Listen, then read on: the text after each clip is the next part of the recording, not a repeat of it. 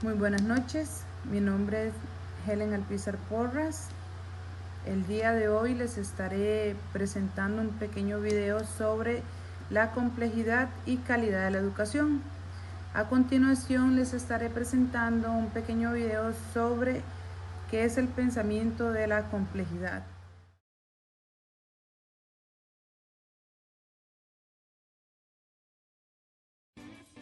¿Qué es la teoría de la complejidad? Para iniciar a comprender esta teoría un tanto confusa, lo primero sería de notar que en este marco complejidad no es sinónimo de complicado. Por el contrario, tampoco es algo simple. Etimológicamente hablando, la palabra complejo tiene como raíz la expresión plexus, que significa entrelazamiento. Es decir, que dentro de la teoría se refiere a una relación o conexión entre diversos elementos. De igual manera, se hace referencia a las categorías que componen un evento o un objeto o cuerpo. El surgimiento de la complejidad tiene sus orígenes en la filosofía metafísica de Platón, en sus argumentos sobre la explicación de lo entrañable, observable y descriptible.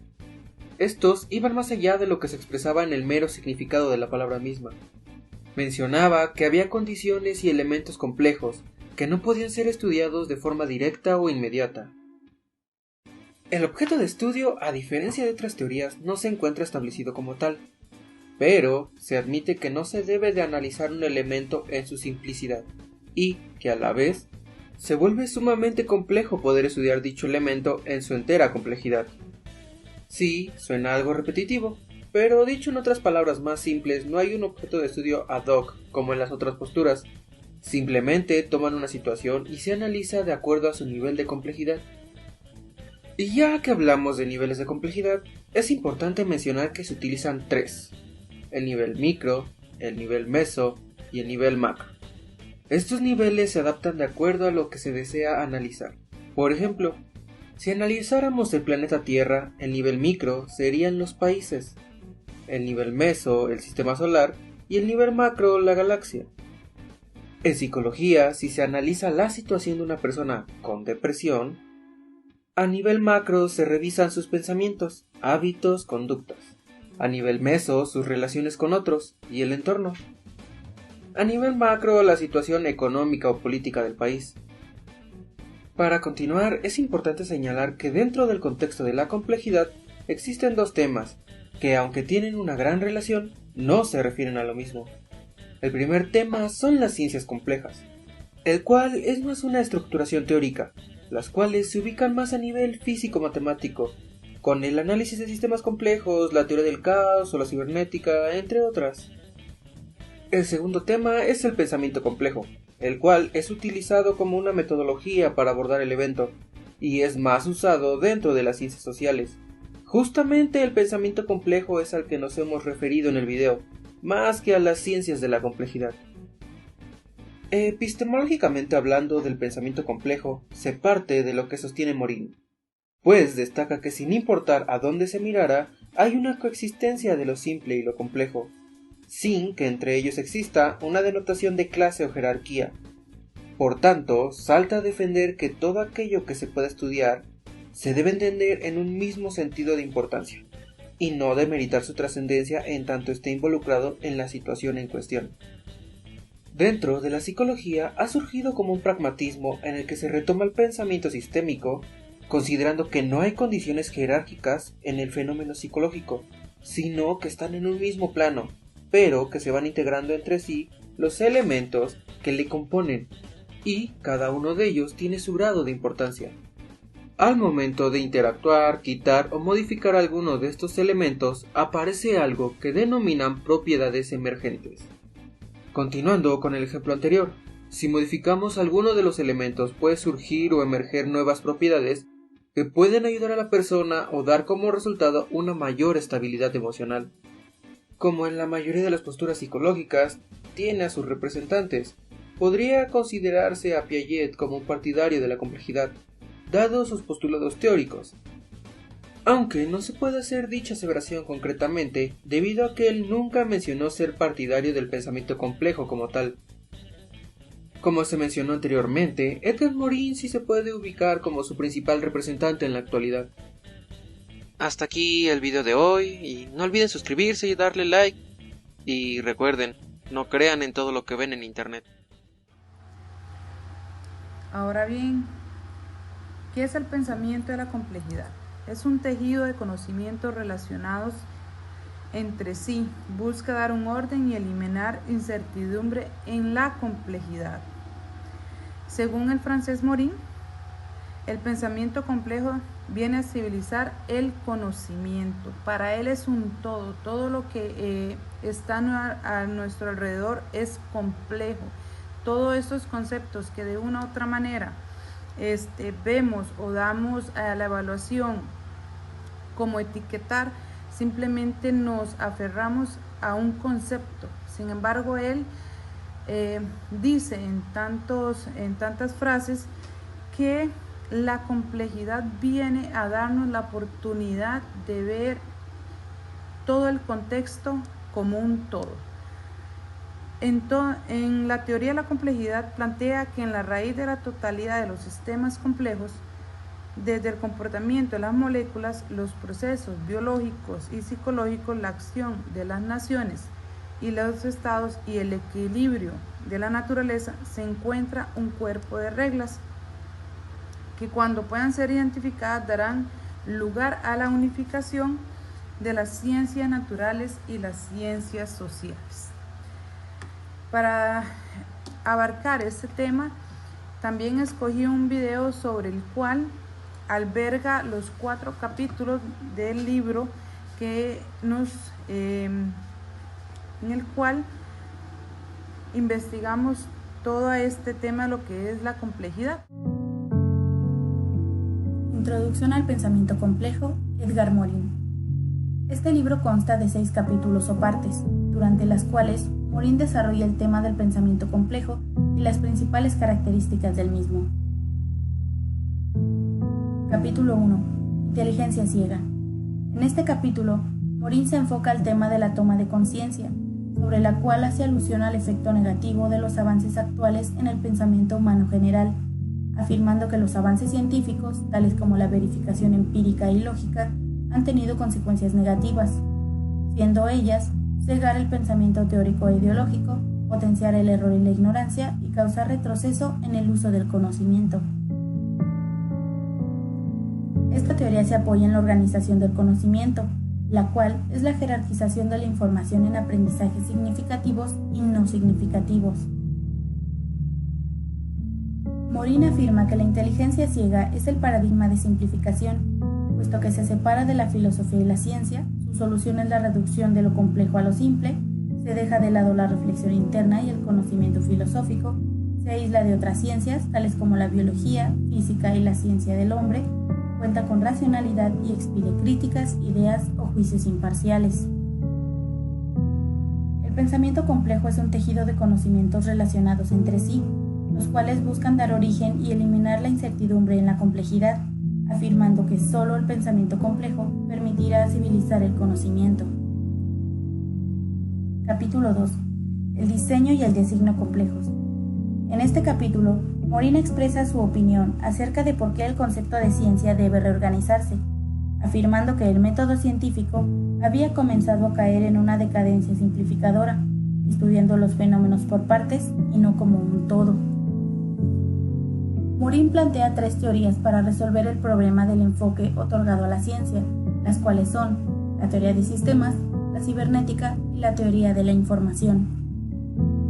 La teoría de sistemas es aquella en la cual se aprecia el todo conformado por sus partes y toma en cuenta los fenómenos ocurridos dentro de las estructuras organizadas. Dicha teoría define un sistema como un conjunto de elementos que interaccionan entre sí para alcanzar un objetivo. El sistema debe ser observado no solo en la interacción con sus partes, sino también en la interacción con su entorno, del cual surgen 2 tipos de sistemas: el sistema abierto, que es aquel que permite la interacción constante con su entorno, y el sistema cerrado, que no permite el flujo de información con el entorno. La teoría de sistemas se apoya en la cibernética, la cual estudia la autonomía de las máquinas, las mismas que cuentan con 3 cualidades. Primera, tienen un todo que no se reduce a la suma de sus partes. Segunda, están situadas en un nivel transdisciplinario, por lo cual no simplifican sus fenómenos en un todo, sino en la interacción entre sus partes. Tercera, son concebidas a través de una noción organizacional, por lo cual jerarquiza, discrimina y clasifica la información. La teoría de la información nace desde el momento en el que el ser humano comienza a interpretar los signos que existen en la naturaleza. Se centra en los organismos vivos y afirma que el todo está integrado por partes que sufren cambios constantes. Si un elemento falla, todo el sistema se viene abajo. El sistema debe contar con organización y desorganización, manteniéndose en constante renovación, puesto que debe haber un equilibrio entre el desorden y el orden. La información es el conjunto de datos organizados y procesados que funcionan como mensajes, instrucciones y operaciones. Capítulo 3. El paradigma de la complejidad.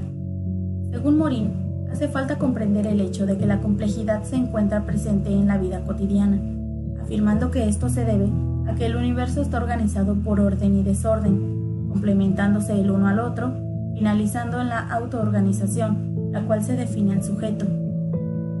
En la visión tradicional de la ciencia no hay sujeto, no hay conciencia y no hay autonomía, por lo que se requiere la comprensión de que el universo no se rige por el azar únicamente, sino que un sujeto puede forjar sus propios determinantes y autonomía, ocupar el lugar del yo, siendo todo para sí mismo y casi nada para el universo.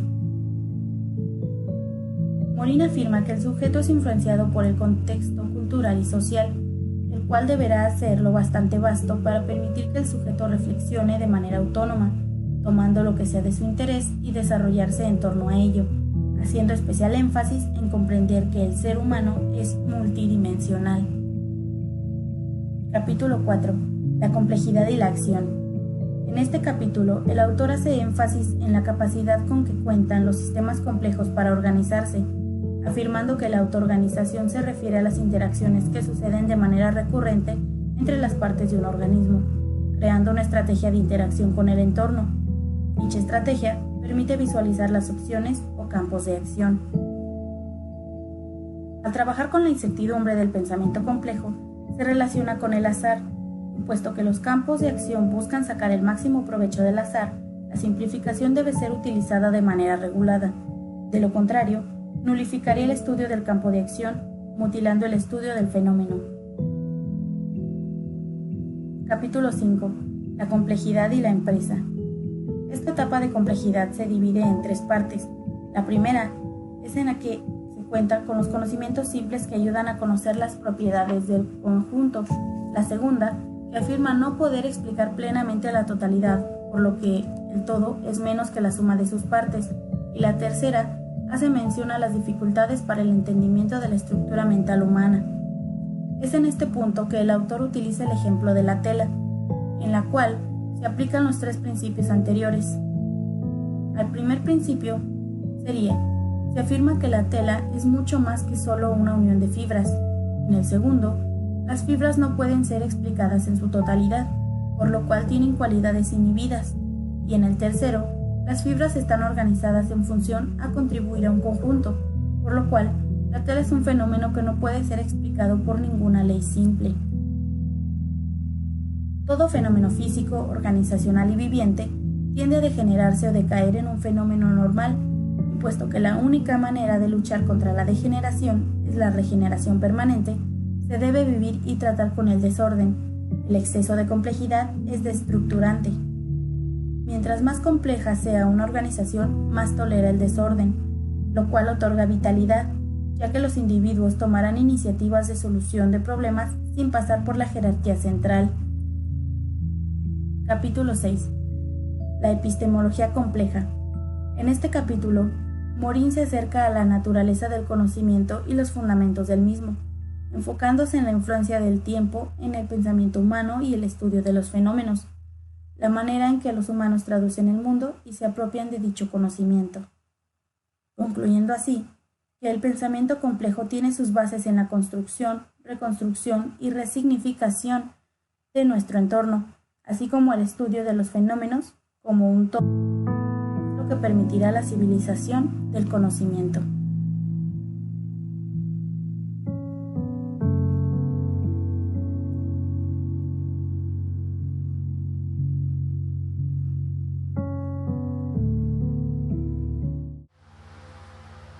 Para Rodríguez y Aguirre, se refieren a la complejidad en tanto problema conjunto de métodos y teoría, y en un sentido más general, como campo de estudios de la ciencia contemporánea, o mejor aún, como un paradigma científico emergente, de tal manera que se apoya en las técnicas procedimentales y la diversidad existente de enfoques modernos como un tipo de ciencia nueva que experimentan problemas que involucran a los sistemas abiertos desde el ámbito ontológico, sociedad, ser humano y organizaciones.